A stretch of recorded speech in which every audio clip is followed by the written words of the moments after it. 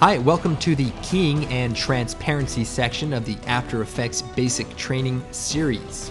What I have here is a blank composition with this piece of footage of our action star pretending like he gets, shot or blown up.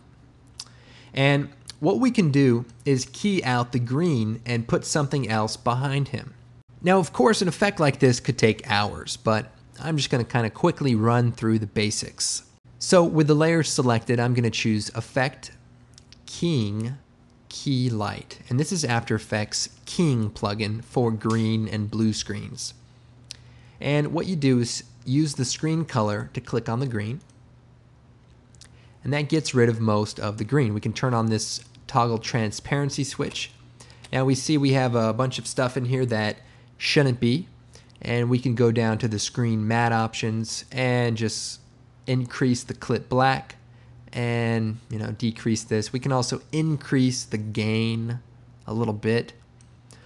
Anyway, you can actually check out a more advanced tutorial on this at videocopilot.net, but as you can see, this plugin will key out green or blue.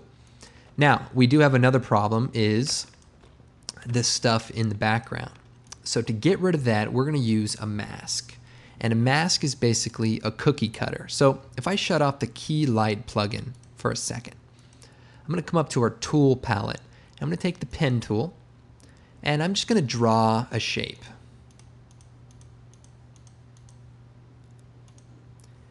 And as you can see, when I close that shape, everything outside of it gets cut off. And this is called a mask. Now, if I toggle down the layer properties, we now have a mask added. And we can look at it, and there are a few properties to this mask. Now, first of all, there is the mask path, and that is the shape that we can then adjust and move around. We also have feathering, which can be increased to soften the edges of the selection.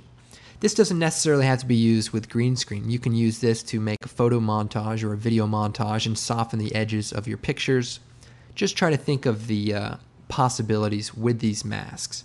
There's also the opacity and the expansion. So the expansion will kind of grow the bounds or shrink them if you would like that. Now, these parameters have a stopwatch, which means they are keyframeable.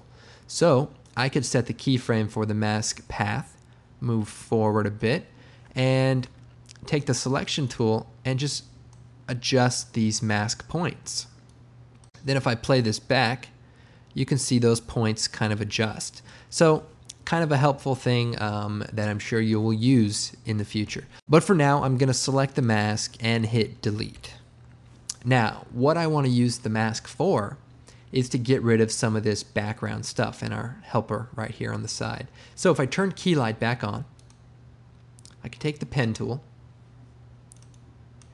and click around the edges and basically draw a shape around what we don't want to include in the shot. This is also called a garbage mask, and that basically cuts out everything that's not inside of this shape. Now, taking out the background is the first part of a shot like this. Now, we want to add something to the background. So if I go to my project window, go down to my Action Movie Essentials collection, and this is a collection of action stock footage that you can find at videocopilot.net, one of our products. And inside of here are some explosions. And we can take one of these explosions, say the explosion 1, and drag it underneath this Tino movie. And if we go to right here when he gets blown up, we can then line this explosion up, scale it up, and so we've sort of created a basic composite of this explosion. Now, of course, we would want to finesse this and make it more impactful, but you get the basic idea of compositing. You have layers on top of other layers, and some of them have transparency, some of them don't. Other things I want to talk about is transparency. Here's our footage of our action star. Now, I'm going to go into another one of our products called Riot Gear. And Riot Gear is sort of organic stock footage, paint effects, and ink and things. And I'm going to go into our paint splatter effects. And I'm going to take our first paint splatter and just drag it out to our comp. And as you can see, it's basically paint kind of thrown onto the screen. And you can see the background is black and the inside is white. Now, before we get into that, I want to talk about transfer modes. So if you're familiar with Photoshop, you're probably familiar with transfer modes. And transfer modes are basically different ways to blend with the layers beneath it. Now, if you hit F4 on the keyboard, that brings up the transfer modes. You can also click on the toggle switches button, and that'll bring up these if they're not already up.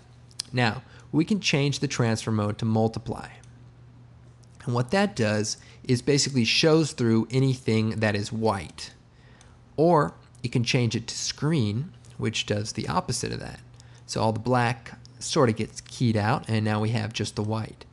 I recommend you kind of go through them and play with them and kind of see what they do exactly. But that's one way you can actually composite in After Effects. Now, it works even better if you're using, say, a texture. So if I shut the paint off for a second, I can go into our texture collection from Riot Gear, and I can take one of these textures and drag it onto our clip. In this case, it's this wall. Well, if I change the transfer mode to multiply, you see we sort of added a texture over our movie and only the dark stuff is showing through. Or screen will kind of show just the brighter areas. Overlay sort of does a mixture of both of those. Okay, now let's talk about a real important function called the track matte function. You can see it right here. And what the track matte function allows you to do is add transparency to a layer that doesn't already have a transparent track. So in this case, everything is opaque. There, if I turn on the transparency switch, we don't see anything. Now, if I go into my Riot Gear effects, and let's go to my ink drops. And if I take my first ink drop and drag it out, you see this is basically a clip of ink being dropped into a fish tank, basically. And it's perfectly matted, so we have black in the background and white in the foreground. Now, what we can do with this Tino layer is set the track matte so that it uses this layer, the layer directly above it, as the transparency source. So, with the Tino layer selected, you hit F4, this brings up the track matte option. You can also toggle it like I showed you earlier.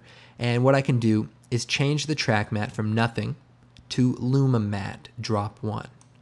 And what that does, if I turn on my transparency switch, is anything that is black is transparent and anything that is white shows through.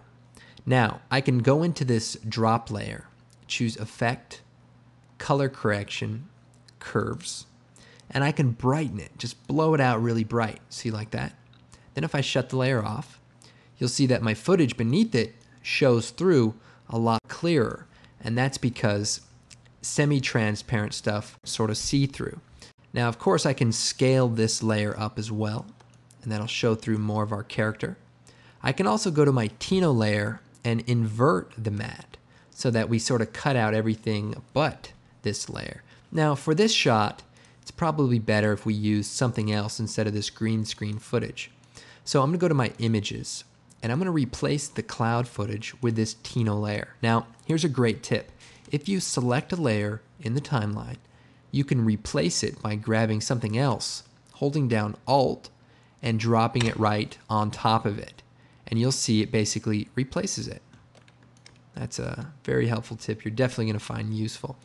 So now you can see we've cut out the middle of this cloud layer, and we can then put footage underneath the cloud layer and kind of it shows through. So what we have is the clouds on top of this girl, and we're using this ink drop as sort of the transparency for it. Let's see, and we could sort of frame this up even so that, you know, our girl's just looking just through the ink drop, or even rotate the ink drop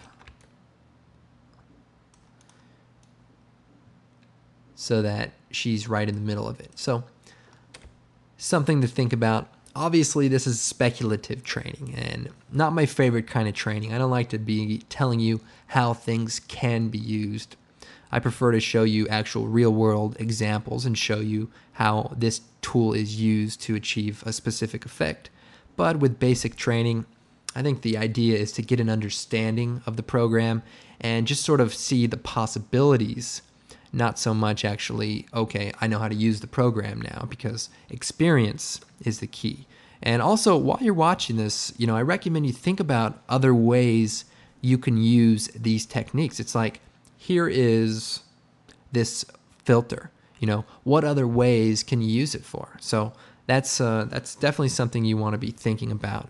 For example, I just thought of something, sort of an outside of the box thought that might come in handy. So what I'm going to do is take our Tino fall layer and drag it out again. So here's our green screen footage.